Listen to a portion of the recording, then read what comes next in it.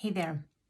So every single thing in life revolves around some type of relationship, whether it's a personal relationship with your friends and family, it's a professional relationship with your coworkers and boss. Maybe it's even just a relationship with time or money or food, your relationship with driving and the other drivers that are out on the streets with you, your relationship with the people in the grocery store as you're navigating through and trying to get your stuff done and get out of there. All of those interactions that we have in life is some type of relationship. And every one of those relationships is based on the one that we have with ourself first. Before that determines how we present ourselves to other people, other situations, other things, and how we handle them as well. So, with that, I have studied emotional intelligence, which accounts for 80% of success in life. We're all so programmed throughout our years in school to be all focused on cognitive intelligence and gathering all of the information and knowledge, which is really important in life. But when it actually comes to success, it's more of the emotional intelligence that matters. But even in the emotional intelligence framework that has been developed, I see a need for a focus on self-intelligence first, to really take that self-awareness piece of the emotional intelligence framework and dig into that deeper to truly understand yourself. So first you become aware of things.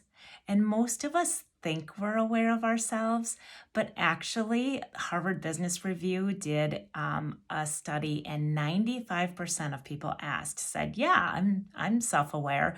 But when they took them through their battery of tests, they found out that really only 10 to 15% really actually are self-aware, and that is because we see ourselves through a tainted, biased lens filled with experiences, expectations, judgments, all kinds of other interactions and situations that we've been through in the past, maybe vulnerabilities and the way other people treat us, that type of thing, all plays into how we see ourselves.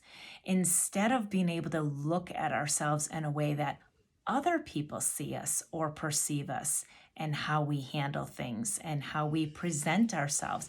I may think that I'm super negative, and somebody else may be like, "Are you kidding? I don't pick up negative vibes from you at all. I think you're like really one of the most positive people I can be around." Oh my gosh, I would never have guessed that because it's not the way I see myself, because maybe somebody in my life was super uber sensitive to negativity and so pointed out every time something negative came out of my mouth, causing me to think that I'm a negative person. So that would impede my self-awareness. So we need to figure out ways to really dig down and see ourselves in an unbiased manner. And that's where I rely on the Clifton Strengths Assessment, because you're answering questions.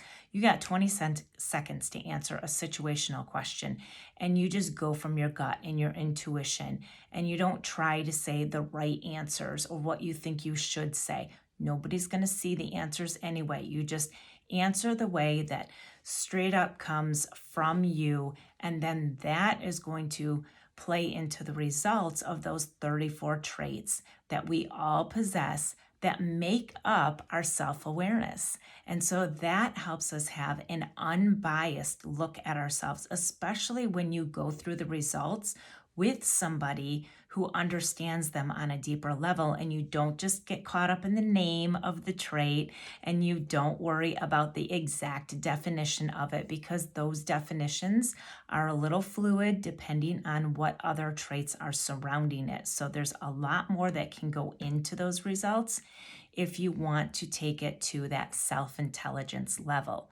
So that takes you to the next step, which is understanding. So then you look at it and you say, "Oh, now I get it. Now I see where yes, this is a trait that shows up the best for me. This is how I'm self aware. This is how I present myself to the world without all of those biases and judgments, and the way that feels most natural to me without caring what other people think about it. It's just how I would just, without thinking about it, if you can just go straight from the heart and forget about all those words in your head that have been placed there by other people, yes, that's exactly how I would handle something. Or I never thought of myself like that before, but now I can see it because, yeah, doesn't everybody do that? Well, no, not everybody does that. We are full of our own gifts that are unique to us that nobody else brings to the world the same way that we do. So, for instance, I was just on an Instagram Live as a guest of somebody else's show, and we were talking about a couple of my strengths, and my top one, I was explaining to her, and she said, "Oh, yes, immediately I picked up on that right away with you." And it was something that when I first learned about it, I thought was bad. And for so many years, I was kind of chastised about that, about myself. But now that I have gone through my self intelligence, I'm aware of it.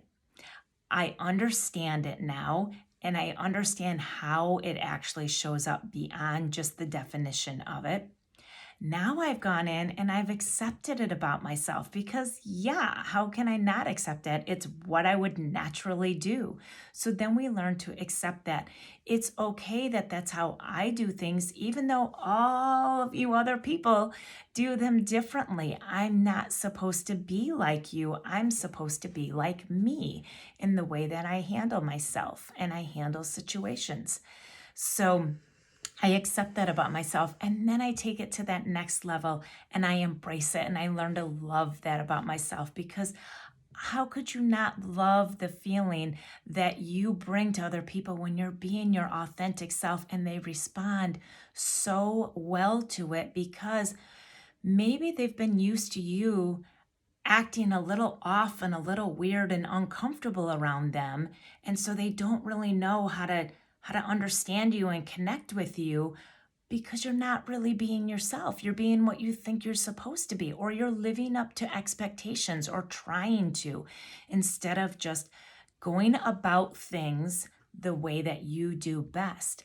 That brings a comfort level to you and the people around you too. So you can learn to embrace yourself for who you are and how you do things.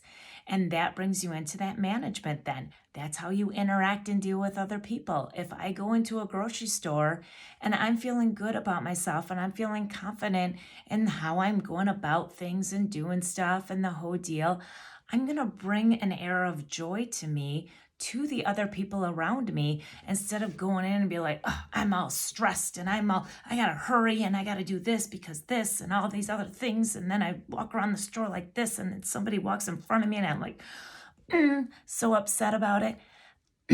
That is coming from a place that is not authentic to who you are, because those aren't strengths for anybody.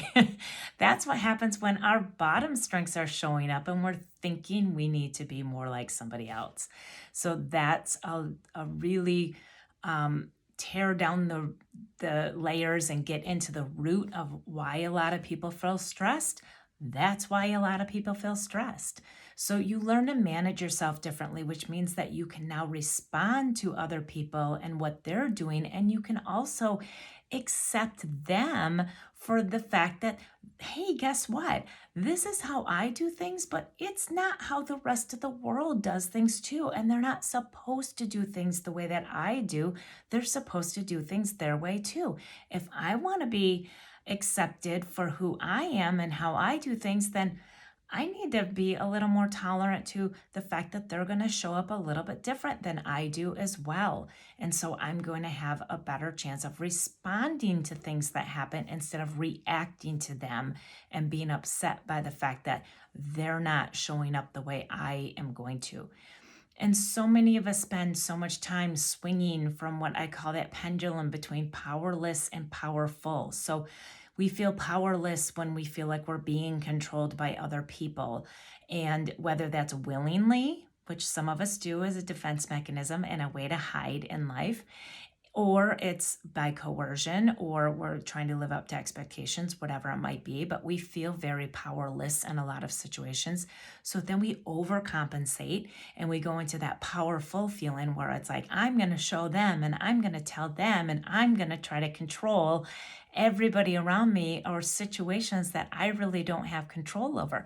Instead, we meet in the middle of that sweet spot of empowerment, where we now have control over ourselves because we have a better awareness, understanding, acceptance, and have come to embrace so that we know how to manage how we do things best and show up to the world in a way that's authentic and brings joy to the people around us.